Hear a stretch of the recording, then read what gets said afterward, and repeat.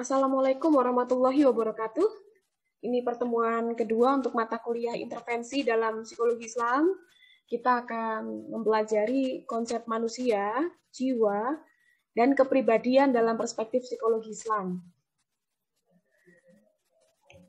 Oke, kita mulai dulu dari konsep manusia ya. Jadi seperti apa sih manusia dijelaskan dalam Al-Quran? Tujuan dari penciptaannya ini apa? Kemudian fitrahnya, dan bagaimana perjalanan hidupnya.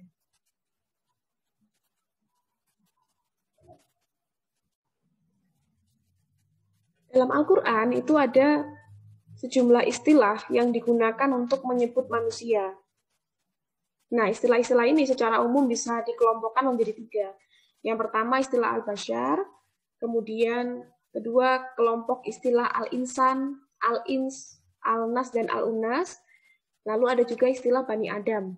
Nah, istilah-istilah ini sama-sama diartikan sebagai manusia, tapi penggunaannya itu dalam konteks yang berbeda-beda.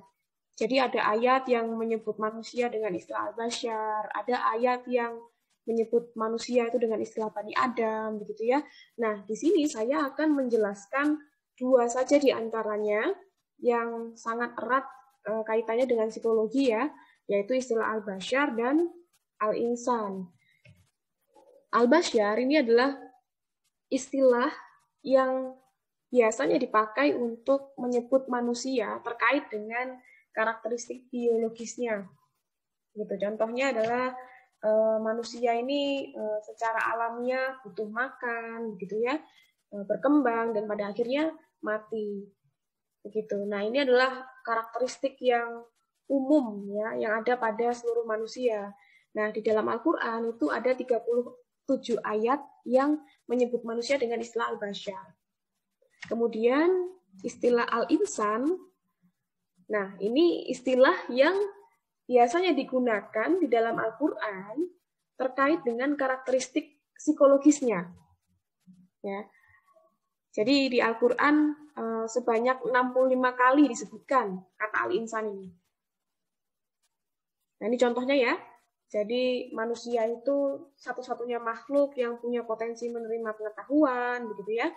Manusia memiliki sifat sombong, manusia mudah melupakan Tuhannya, begitu. Jadi ini penjelasan yang ada di dalam ayat-ayat Al-Quran yang menyebut manusia dengan kata al-insan.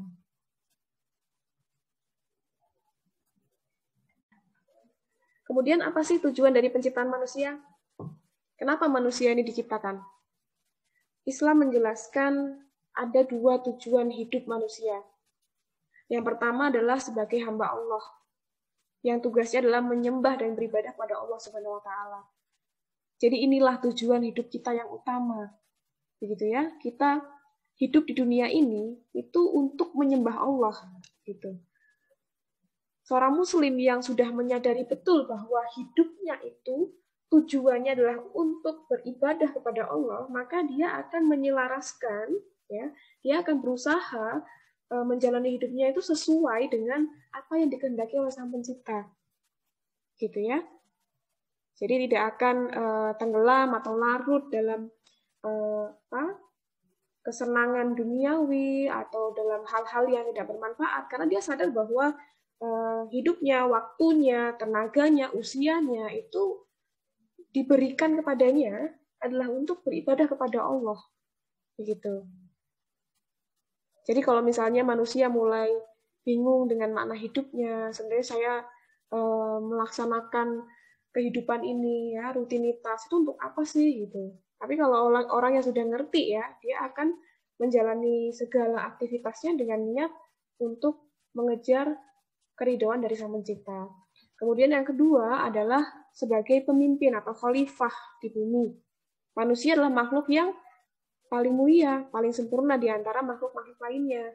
Itulah sebabnya manusia dipercaya menjadi pemimpin yang tugasnya adalah mengelola dunia dan dipersilahkan untuk mengambil manfaat dari dunia untuk kesejahteraan dirinya, begitu ya.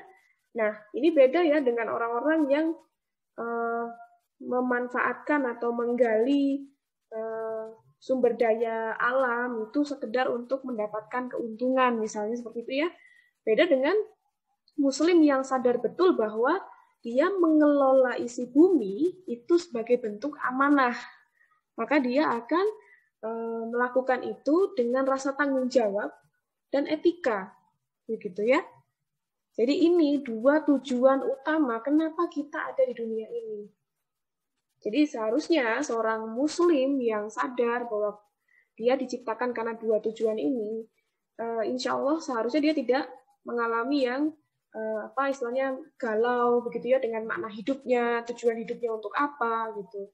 Maka dia perlu disadarkan bahwa kamu tuh hidup di dunia ini untuk mengabdi kepada Allah ya, dan untuk menjadi pemimpin di bumi begitu.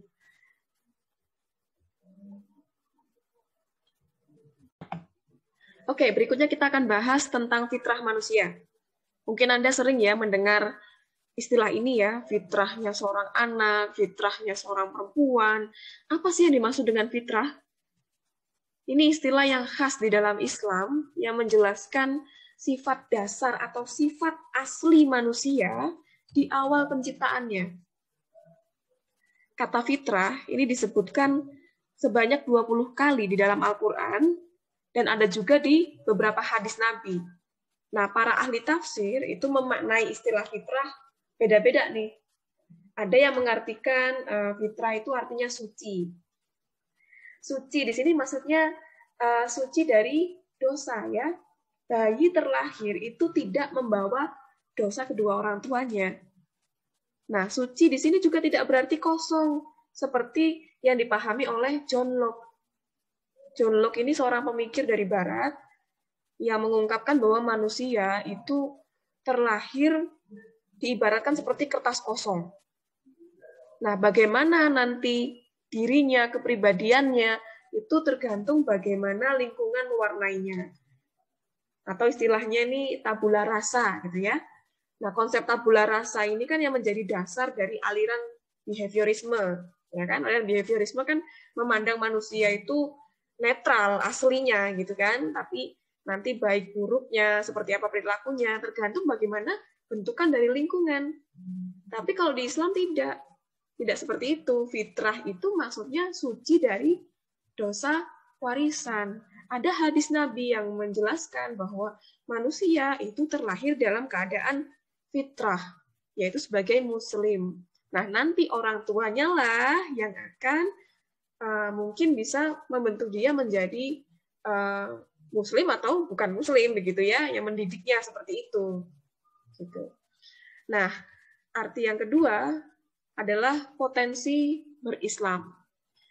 Jadi manusia fitrahnya itu cenderung pada Islam. Artinya ketika seseorang itu tidak menjalankan ajaran Islam, berarti bisa dikatakan bahwa dia mulai menyimpang dari fitrahnya. Begitu ya. Kemudian yang ketiga, fitrah ini berarti mengakui keesaan Allah. Maksudnya, manusia itu punya kecenderungan untuk mengakui satu Tuhan. Begitu ya. Potensi tauhid istilahnya. Nah, ini berkaitan dengan persaksian ruh manusia sebelum dia lahir ke dunia. Nanti akan kita bahas ya setelah ini. Kemudian yang keempat, fitrah ini berupa kecenderungan untuk menerima kebenaran. Jadi manusia itu punya kecenderungan untuk mencari yang benar itu seperti apa. Itu fitrah kita. Begitu ya. Jadi sifat asli kita tuh seperti itu sebenarnya.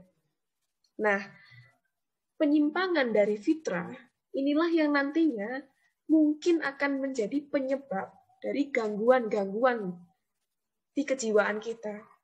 Nah, itu nanti akan kita bahas di materi berikutnya ya, minggu depan, begitu kan? Nah, ini 4 di antara sekian banyak ya pemaknaan dari kata fitrah.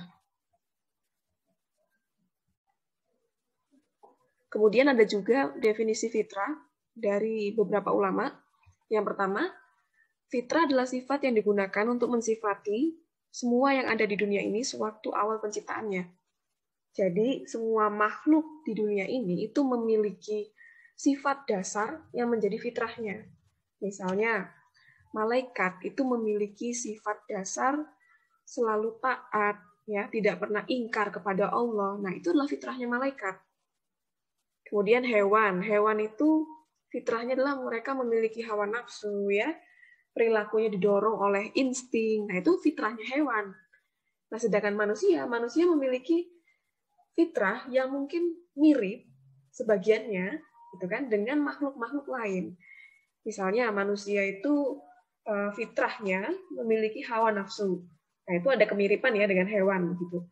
Nah, di sisi lain manusia punya fitrah untuk mampu melakukan ketaatan kepada Allah Subhanahu wa taala. Nah, itu juga mirip ya dengan malaikat, fitrahnya malaikat. Tapi ada pula fitrah dalam diri manusia yang tidak ada di makhluk lainnya. Manusia itu memiliki sifat dasar dapat menerima pengetahuan, ya, mengolah bahkan mengkonstruksi ilmu pengetahuan. Nah, itu tidak ada di makhluk lainnya karena manusia dibekali akal, begitu ya. Nah, itu yang menjadikan manusia makhluk yang paling mulia, paling sempurna dibandingkan makhluk lainnya. Kemudian ada pula yang mendefinisikan fitrah sebagai suatu sistem yang diwujudkan oleh Allah pada setiap makhluk.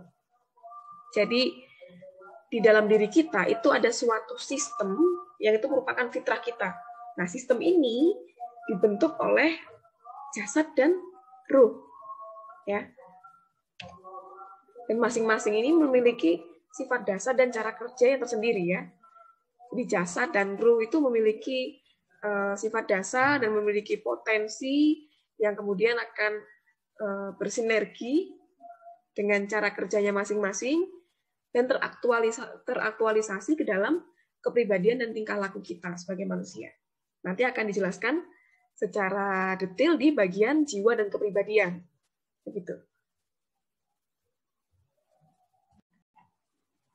Nah, untuk melengkapi pemahaman kita tentang konsep manusia dalam Islam, kita juga perlu membahas seperti apa sih perjalanan kehidupan manusia kalau dalam perspektif Islam, ya.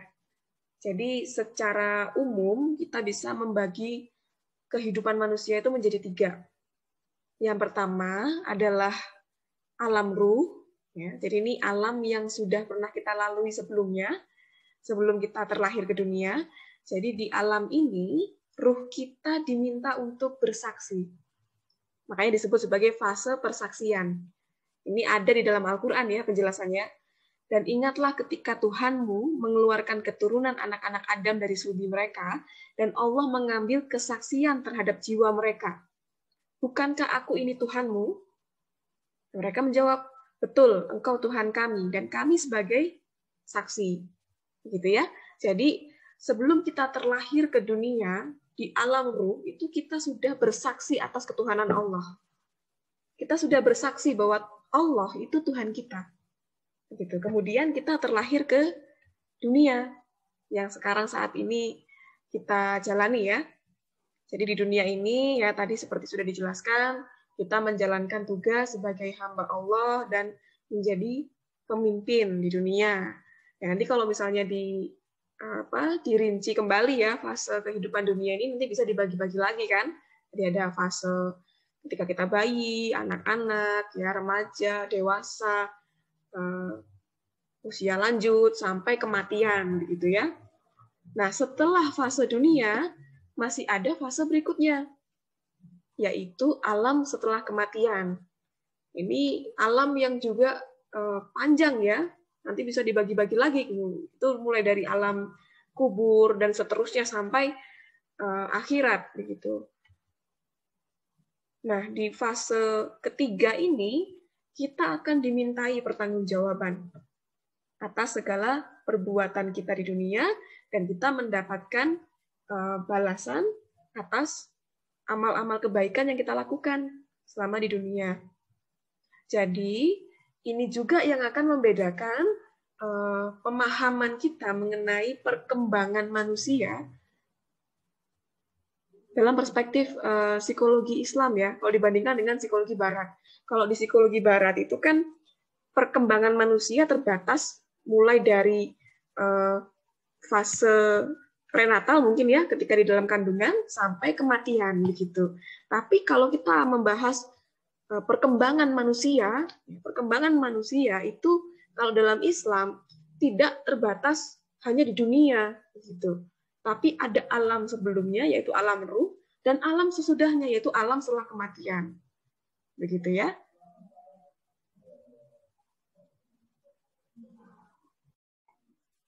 Oke, kita masuk ke pembahasan tentang jiwa dan kepribadian. Masih dalam perspektif psikologi Islam. Apa sih yang dimaksud jiwa? Jadi para ulama terdahulu itu sudah banyak yang mendefinisikan, membahas apa itu jiwa. Salah satunya adalah Ibnu Miskawayh. Jadi Ibnu Miskawayh itu mengungkapkan bahwa jiwa adalah suatu substansi sederhana yang tidak dapat diindra, bukanlah fisik, bukan bagian dari fisik, dan bukan pula kondisi fisik. Jadi bisa kita simpulkan ya bahwa jiwa itu suatu substansi tersendiri yang itu bukan bagian dari tubuh kita. Begitu. Dan sifatnya itu non-fisik. Tidak bisa ditangkap oleh panca indera. Kita nggak bisa lihat seperti apa sih jiwa itu. Bentuknya itu seperti apa, kita nggak bisa lihat. Tapi kita cuma bisa mengamati gejala-gejalanya, begitu ya, gejala-gejala kejiwaan, gitu. Nah, jiwa ini berasal dari substansi yang sifatnya itu lebih tinggi, lebih mulia, dan lebih utama dari segala sesuatu yang sifatnya fisik. Karena jiwa ini kan ada di dalam diri kita, itu karena kita ditiupkan ruh ya ke dalam diri kita, gitu ya. Nah, ini jiwa ini terbentuk karena adanya ruh, gitu ya. Nah, ini yang membedakan antara psikologi Islam dengan psikologi Barat. Seperti yang sudah saya sampaikan di pertemuan sebelumnya ya, psikologi Barat ya saat ini itu sudah tidak lagi mempelajari jiwa.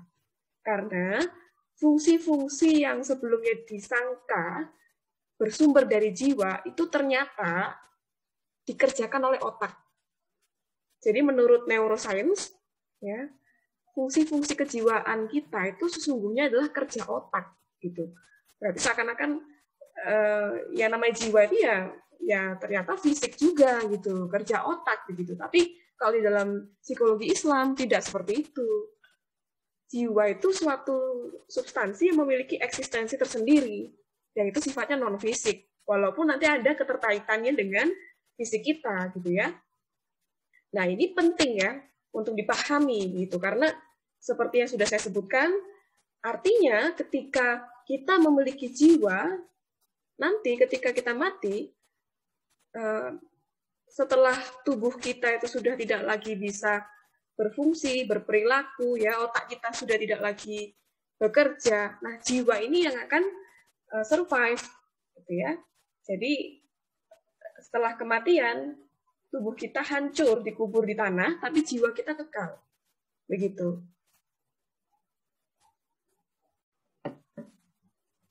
Islam menjelaskan manusia sebagai makhluk yang sifatnya dual nature. Maksudnya adalah manusia ini memiliki dua elemen yang membentuk dirinya, yaitu ruh dan jasad. Jasad ini sifatnya fisik, material, yang bisa ditangkap oleh panca indera kita, bisa dilihat dengan kasat mata, sedangkan ruh sifatnya spiritual, imaterial. Kita tidak bisa melihat ruh itu seperti apa. Tapi kita tahu keberadaan ruh dari mana? Dari ayat-ayat Al-Quran. Jadi Allah menjelaskan melalui wahyu bahwa ruh ini ada, begitu, dan ditiupkan ke dalam diri kita. Dengan adanya ruh, jasad kita bisa bergerak. Jadi ciri-cirinya manusia yang memiliki ruh itu dia hidup, begitu. Makanya nanti ketika kita mati, jasad kita sudah tidak lagi bisa bergerak karena sudah terpisah dari ruh. Ruh sudah dicabut, begitu ya. Menurut Ibnu Qayyim, ruh ini diciptakan terlebih dahulu sebelum jasad. Ya, sebagaimana tadi sudah kita bahas, Jadi sebelum kita terlahir ke dunia, ruh kita itu sudah melalui suatu alam. Di situ ada fase persaksian. Jadi ruh kita sudah bersaksi atas ketuhanan Allah. Nah, pertanyaannya, apakah ruh dan jiwa ini sama? Ya, tadi kan ada istilah jiwa, ada istilah ruh. Apakah dua istilah ini sebenarnya sama? Nah, ada perbedaan pendapat di kalangan ulama. Jadi, ada yang menyebutkan bahwa manusia itu terdiri atas 3 unsur, yaitu unsur yang sifatnya fisik, jasad, kemudian ada yang sifatnya psikologis, psikis, yaitu nafsiyah, dan ada unsur yang sifatnya ruhaniyah, spiritual. Tapi di sisi lain, banyak juga para filsuf muslim yang membagi sisi manusia itu cuma 2, yaitu jasmani atau jasad, dan ruhani. Walaupun ruhani ini juga mencakup jiwa dan ruh ya. Imam Ghazali juga menyebut aspek ruhaniyah ini dengan satu sebutan saja, yaitu al-nafs. Dan Ibnu Qayyim menyimpulkan bahwa jiwa dan ruh itu sebenarnya satu. Maksudnya satu entitas ya.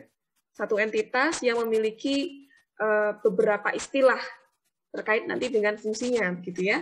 Nah, jiwa dan ruh ini satu entitas yang nantinya akan dicabut ketika kita mati.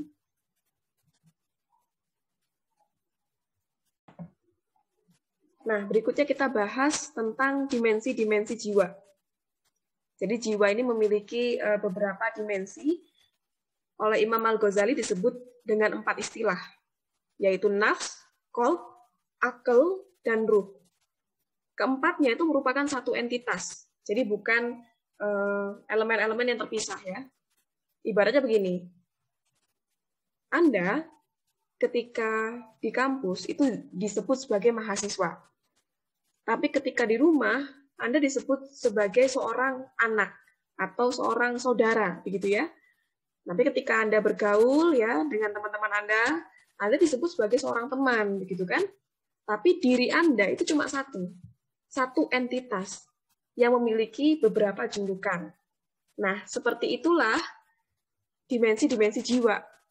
Begitu. Ketika jiwa dikaitkan dengan fungsinya dalam menggerakkan tubuh, dia akan disebut sebagai nafs. Ketika jiwa dikaitkan dengan fungsinya sebagai penerima pengetahuan yang sifatnya spiritual, dia disebut qalb. Nah, ketika jiwa itu dikaitkan dengan fungsinya dalam berpikir, menerima pengetahuan, dia disebut akal. Jadi gambarnya seperti ini ya. Ada 4 dimensi jiwa yang secara umum dibahas oleh para ulama. Ada ruh, akal, nafsu, dan qalb. Kita akan bahas secara detail. Yang pertama, ruh. Dalam Al-Quran, Allah telah berfirman bahwa kita tidak diberi pengetahuan tentang ruh, kecuali sedikit. Jadi dari yang sedikit ini, kita berusaha untuk memahami dinamika kejiwaan kita. Ruh ini sifatnya metafisik, ya, spiritual, dan menghidupkan manusia. Gitu ya. Jadi jasad itu ibaratnya seperti kendaraan bagi ruh ketika menjalani kehidupan di dunia ini. Nah, sebelum terlahir ke dunia, seperti tadi sudah disebutkan beberapa kali, ruh telah memberikan kesaksian atas ketuhanan Allah Subhanahu wa taala.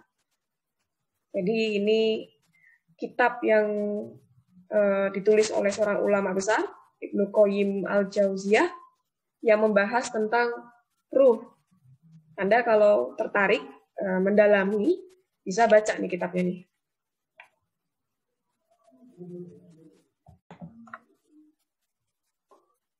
Nah, berikutnya adalah akal. Akal ini yang seringkali disebut-sebut sebagai pembeda antara manusia dengan makhluk lainnya. Manusia makhluk yang paling sempurna karena berakal. Apa sih yang dimaksud dengan akal? Akal ini berasal dari bahasa Arab, yaitu akola, yang artinya mengikat atau menawan. Maksudnya mengikat hawa nafsu. Jadi orang yang menggunakan akalnya dengan baik, itu ditandai dengan kemampuannya dalam mengendalikan hawa nafsunya. Dan akal ini tidak sama dengan otak ya. Akal itu bukanlah otak. Otak ini alat bagi akal. Gitu. Karena tidak semua makhluk yang berotak itu berakal. Hewan itu kan juga banyak yang berotak ya. Tapi apakah berakal? Nah, tidak ya. Nah, yang berakal ini ya manusia. Dan otak ini adalah alat bagi akal. Nah, akal ini sifatnya spiritual atau imaterial. Sebagaimana tadi kita jelaskan soal jiwa dan ruh ya. Dengan akal ini manusia bisa menemukan ya, menerima, mengembangkan, bahkan mengkonstruksi ilmu pengetahuan. Nah, uniknya di dalam Al-Qur'an istilah akal ini ya, tidak pernah disebut dalam bentuk kata benda, tapi selalu dalam bentuk kata kerja, gitu ya. Jadi akal itu digambarkan sebagai suatu proses, suatu aktivitas, gitu. Nah, kerja akal ini ketika mengolah pengetahuan itu melalui beberapa tahapan, yang itu melibatkan organ-organ tertentu. Ya. Secara umum bisa digambarkan seperti ini. Jadi ketika kita menerima pengetahuan, itu yang pertama kali menangkapnya kan indera eksternal ya. Indera eksternal ini ya panca indera yang kita sering sebut ya.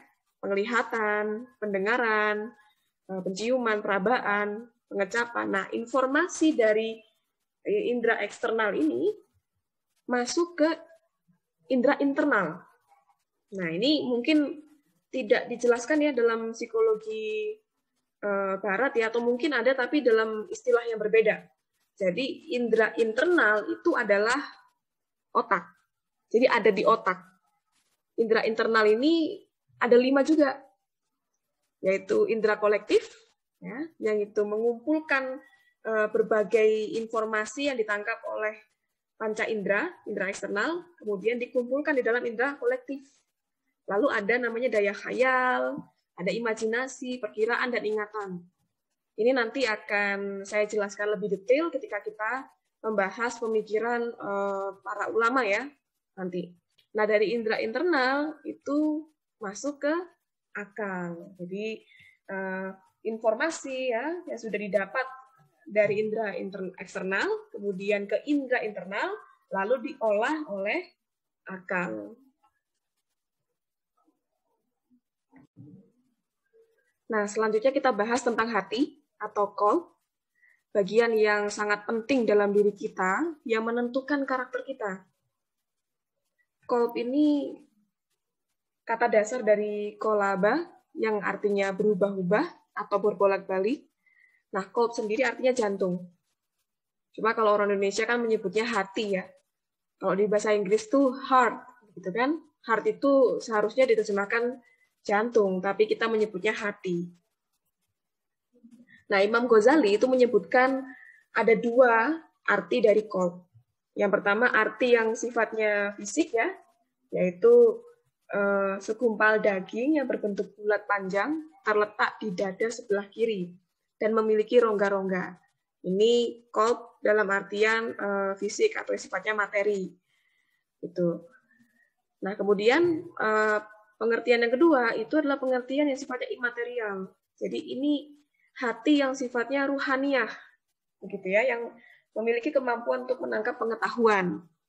Nah, yang akan kita bahas di sini adalah qalb dalam pengertian yang kedua, yang sifatnya ruhaniyah atau spiritual.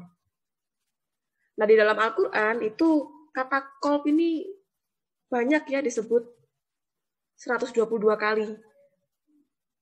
Dalam ayat-ayat yang menjelaskan bahwa hati ini pertama dapat menampung perasaan takut ya, dapat berharap, kemudian dapat merasakan ketenangan gitu kan. Dan hati itu juga bisa menyimpan sifat-sifat tertentu. Misalnya keteguhan ya, kesucian, bahkan kesombongan. Gitu. Ini yang disebut dengan penyakit hati gitu kan. Dan yang ketiga, hati ini memiliki kemampuan untuk memahami. Gitu. Berarti mirip ya, seperti akal. Nah, apa sih bedanya hati dan akal? Nah, bagaimana hubungan antara akal dan hati, dan bagaimana perbedaan di antara keduanya. Akal ini digambarkan sebagai suatu aktivitas dalam memahami. Sebagaimana tadi saya jelaskan, bahwa di dalam Al-Quran, istilah akal itu selalu disebutkan dalam bentuk kata kerja. Berarti artinya akal itu suatu proses, suatu aktivitas. Sedangkan hati ini adalah alat untuk memahami. Misalnya pada ayat-ayat berikut ya. Mereka memiliki kalbu yang dengannya mereka berpikir. Jadi qalb ini adalah alat untuk berpikir. Sedangkan berpikir nih ya, yakilun. Jadi ada kata-kata akal di sini. Ini suatu aktivitas. Gitu. Mereka mempunyai hati tapi tidak dipergunakan untuk memahami. Jadi hati ini alat untuk memahami. Imam Al-Ghazali menjelaskan bahwa qalb itu bisa menerima kebenaran yang sifatnya spiritual. Gitu ya. Nah, qalb ini bukan hanya menekankan pada sisi rasional, tapi juga emosional dan spiritual. Karena qalb itu memang punya kemampuan untuk menghayati perasaan. Ya. Jadi perasaan-perasaan yang kita alami yaitu dirasakan oleh qalb kita, hati kita. Dan hati ini juga bisa menjadi sumber akhlak tercela jika hati kita berpenyakit. Nah, itu dia nanti yang akan menjadi sumber dari gangguan-gangguan pada kejiwaan kita, yaitu penyakit-penyakit hati. Nah, qalb ini juga bisa menerima pengetahuan intuitif. Ya. Pengetahuan intuitif ini ya pengilhaman gitu ya dari Allah, yang itu tidak bisa dijelaskan atau dijangkau oleh akal kita. Nah, terus fungsinya akal itu apa gitu ya? Nah, akal ini dibekalkan kepada manusia itu untuk memahami ayat-ayat kauniyah. Jadi ayat-ayat Allah itu kan ada dua ya, ayat kauniyah dan ayat kauniyah. Ayat kauniyah itu yang tersurat, ya, tertulis, yaitu di dalam Al-Quran, begitu ya. Nah, sedangkan ayat kauniyah ini yang tersirat di alam semesta, begitu. Nah, akal kita itu berfungsi untuk membantu kita membaca tanda-tanda kekuasaan Allah yang ada di alam semesta. Begitu. Akal ini memahami pengetahuan intelektual yang itu kita dapatkan secara rasional dan dari pengalaman empiris. Oke, yang terakhir dari dimensi jiwa yang akan kita bahas adalah nafsu. Anda mungkin sering dengar ya istilah nafsu atau hawa nafsu. Nafsu ini memiliki dua daya utama, yaitu ghadab dan syahwat. Nah, ghadab ini suatu daya yang mendorong kita untuk menghindari sesuatu yang membahayakan atau mencelakakan. Jadi, misalnya kita marah ya. Marah itu kan sebenarnya suatu bentuk dorongan dari diri kita ketika kita menghadapi sesuatu yang menurut persepsi kita itu membahayakan atau mengancam diri kita, gitu kan? Makanya kita marah. Itu dorongan dari daya ghadab. Kemudian daya syahwat, yaitu daya yang mendorong kita untuk mengejar kenikmatan, ya, mengejar kesenangan, begitu. Nah, ini wajar sebenarnya di dalam diri kita karena berfungsi untuk bertahan hidup, gitu ya. Jadi syahwat ini yang akan mendorong kita untuk mencari makan, begitu ya. Jadi prinsipnya nafsu ini itu mirip seperti insting pada hewan, begitu. Tapi bedanya kalau manusia itu memiliki akal. Nah, akal tadi fungsinya apa? Mengikat atau menawan hawa nafsu, begitu ya. Jadi nafsu, ya syahwat dan ghadab ini harusnya bisa dikendalikan oleh akal. Jadi kita menyalurkan dorongan syahwat itu dengan cara-cara yang itu sesuai dengan tuntunan dari agama. Nah, ini seperti yang tadi saya sebutkan, keduanya diperlukan untuk bertahan hidup, tapi harus disalurkan dengan cara-cara yang benar. Dan ini memerlukan pengendalian dari akal. Nah, Imam Al-Ghazali itu mengibaratkan manusia itu seperti suatu kerajaan ya. Jadi tadi dimensi-dimensi jiwa itu ya, diibaratkan ini orang-orang yang ada di kerajaan itu. Hati atau qalb ini adalah rajanya. Akal itu perdana menterinya. Syahwat itu gubernur di wilayahnya, sedangkan ghadab itu musuh. Begitu ya. Sedangkan anggota badan kita ini adalah tentara. Begitu ya. Nah, kerajaan ini akan baik, ya, akan damai begitu ketika raja itu bisa mengontrol gubernur dan musuh melalui perdana menterinya. Begitu. Jadi bisa dibayangkan ya bahwa qalb atau hati itu adalah manajer ya, manajer dari manusia begitu. Jadi hati ini sangat menentukan begitu baik buruknya seorang manusia karena dia adalah raja di dalam diri kita. Tapi kalau raja ini lengah, nah perdana menterinya juga akan kesulitan begitu ya dalam mengendalikan gubernur serta kerajaannya ini menjadi kacau dan dikuasai oleh musuhnya yaitu ghadab. Itu bisa dibayangkan ya kalau misalnya raja itu tidak kuasa atau tidak mampu atau lemah ya, maka kerajaan itu jadi kacau. Begitu kan tidak bisa dikendalikan dan akhirnya dikalahkan oleh musuhnya. Artinya apa? Ketika hati kita berpenyakit ya, maka akal kita itu tidak akan bisa melaksanakan fungsinya dengan baik dalam mengendalikan syahwat dan ghadab. Akhirnya apa yang terjadi? Ya sudah, manusia akan terdorong pada mengikuti hawa nafsunya, kemudian terjerumus pada kehancuran. Nah, setelah kita memahami dimensi-dimensi jiwa dengan sifat-sifatnya, ya, fungsi-fungsinya, maka kita bisa menyimpulkan bahwa jiwa kita ini akan berdinamika, begitu ya, berdasarkan kondisi dari dimensi-dimensi jiwa kita. Nah, secara umum ada 3 tingkatan dari kondisi kejiwaan kita. Yang pertama disebut dengan nafs amarah.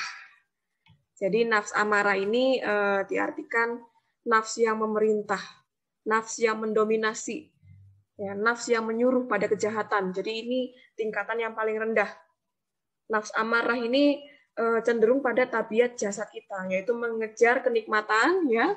Jadi nafs ini itu memerintah pada dorongan hawa nafsu, begitu ya, dikuasai oleh hawa nafsu, sehingga cenderung pada perbuatan-perbuatan yang tercela. Begitu. Nah, menurut Ibnu Qayyim, nafs amarah ini menjadikan hawa nafsu ini sebagai pemimpin, sehingga kita sangat terpikat gitu dengan hasrat duniawi. Itu kalau misalnya kondisi kejiwaan kita masih pada di tingkatan nafs amarah. Kemudian yang kedua adalah nafs lawamah. Nafs lawamah ini nafs yang selalu menyesal. Begitu. Kenapa menyesal? Karena dia sudah mulai menyadari dampak negatif dari perbuatan buruknya, walaupun dia belum sepenuhnya bisa berubah. Begitu ya. Jadi nafs lawamah ini dia sudah mulai menyadari ya bahwa ini perbuatan yang tercela, saya harus bertaubat begitu. Mungkin dia bertobat, tapi di lain waktu dia masih bisa melakukan perbuatan tercela tersebut ya. Jadi berbuat dosa, menyesal, dan mungkin berbuat dosa lagi begitu. Makanya nafs lawamah ini digambarkan sebagai jiwa yang selalu menyesal gitu. Nah, Ibnu Qayyim itu membagi nafs lawamah itu menjadi 2, yaitu sisi nafs lawamah malumah, yaitu yang bodoh dan zolim ya. Nah, di satu sisi itu nafs lawamah ghair malumah, yaitu yang mencela perbuatan buruk itu dan berusaha memperbaiki. Gitu. Ini bisa dibilang nafs yang selalu bimbang begitu ya, galau antara dia ingin bertobat tapi belum betul-betul bisa meninggalkan perbuatan tercela itu sama sekali. Kemudian yang ketiga, ya, yang paling tinggi di sini yaitu nafs mutmainnah. Nafs mutmainnah ini jiwa yang tenang. Tenang karena sudah meninggalkan perbuatan tercela, sudah membersihkan dirinya dari akhlak tercela ya, dan menumbuhkan akhlak yang baik dalam dirinya sehingga dia merasa ketenangan. Gitu ya. Dan nafsu mutmainnah ini lebih didominasi oleh qalb. hati dan sudah bisa mengendalikan hawa nafsu. Bahkan nafsu mutmainnah ini akan merasa jijik ya ketika mengingat perbuatan-perbuatan tercelanya, sudah tidak lagi terpikat untuk melakukan perbuatan tercela tersebut. Menurut Ibnu Qayyim, nafsu mutmainnah ini dimiliki oleh orang-orang yang bersegera meraih kebaikan. Nah, orang-orang ini termasuk orang-orang yang dekat dengan Allah Subhanahu wa taala. Gitu. Nah, pertanyaannya, bagaimana kita meningkatkan kondisi nafs kita, tingkatkan nafs kita ya. Mulai dari amarah, kemudian menuju lawamah, sampai pada nafs mutmainnah. Ada faktor-faktor internal ya yang bisa mendukung kita untuk meningkatkan kualitas nafs kita. Yang pertama yaitu fitrah kita. Ya, fitrah kita tadi kita sudah bahas di awal bahwa kita memiliki fitrah untuk berislam, ya, fitrah untuk mencari kebenaran, ya, fitrah untuk mengesahkan Allah. Nah, inilah yang disebut fitrah-fitrah beragama, gitu. Jadi dalam diri kita itu sudah ada dorongan sebenarnya, dorongan untuk taat pada agama gitu. Kemudian ilmu yang benar. Jadi kalau mau memperbaiki diri ya, memperbaiki jiwa kita ya, kita harus belajar gitu. Kita harus menuntut ilmu, terutama ilmu yang mendekatkan kita kepada Allah, khususnya ilmu agama. Kemudian ada faktor eksternalnya, yaitu hidayah dari Allah, ya tentu saja orang berubah menjadi baik, meninggalkan perbuatan dosa karena ada hidayah dari Allah, kemudian tuntunan dari Al-Quran dan hadis, dan lingkungan sosial yang mendukung.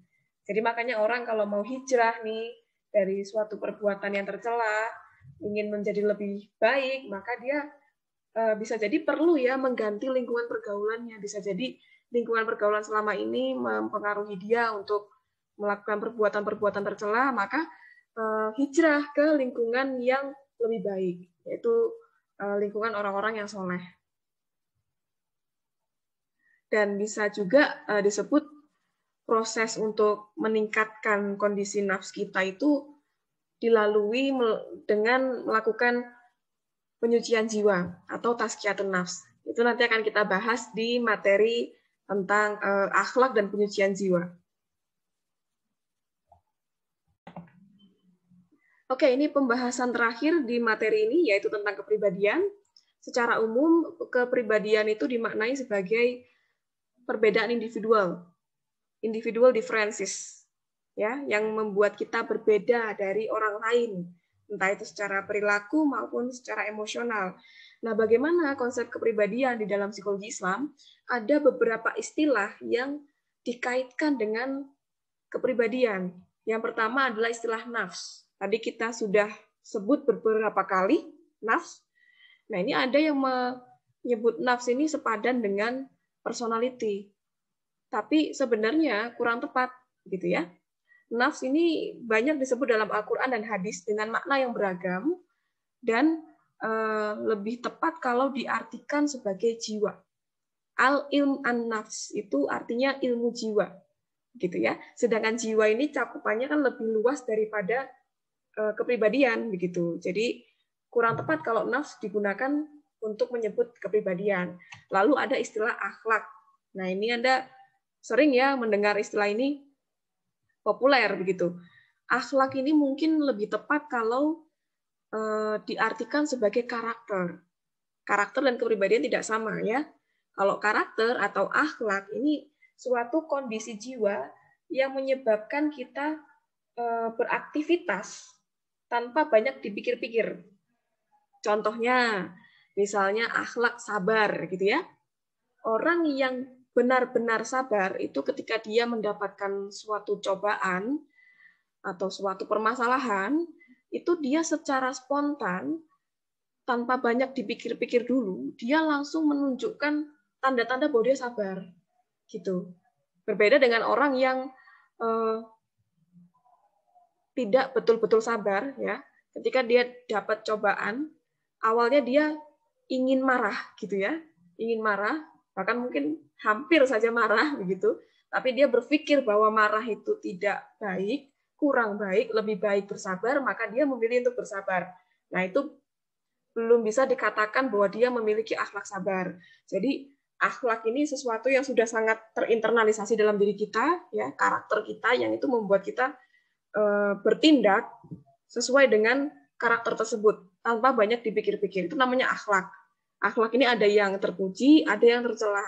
Tapi kalau digunakan untuk merujuk pada kepribadian, ini kurang tepat. Nah, ada istilah lain, yaitu syahsiyah.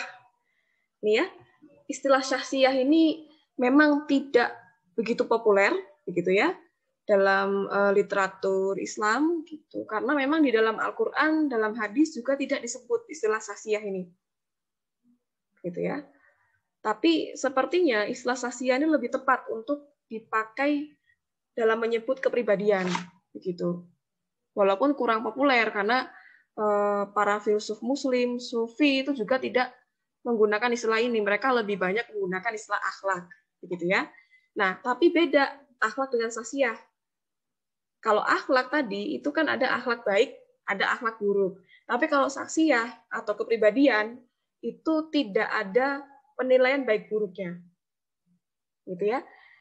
Nah, syakhsiyah ini kalau menurut Rashid Hamid ya ini masih disebut sebagai karakter, tapi sebenarnya di sini maksudnya adalah kepribadian, gitu, yang khusus dimiliki seseorang yang membuat dia berbeda dari orang lain, begitu ya.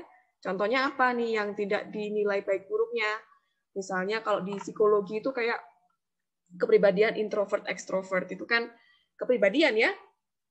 Itu tidak dinilai baik buruknya, masing-masing punya kelebihan dan kekurangan, tidak terkait dengan moralitas, bukan ya. Tapi kalau karakter itu lebih terkait dengan moralitas, ada baik dan buruk, sedangkan kepribadian itu tidak ada. Nah, istilah sasiyah inilah yang lebih tepat sebagai padanan untuk kata personality. Nah, seperti apa teorinya untuk sasiyah? Memang sejauh ini belum ada, gitu ya. Mungkin bisa jadi kita akan mengembangkan teori kepribadian perspektif Islam yang disebut sasiyah gitu. Karena selama ini yang ada di dalam psikologi Islam yang dibahas itu lebih ke akhlak.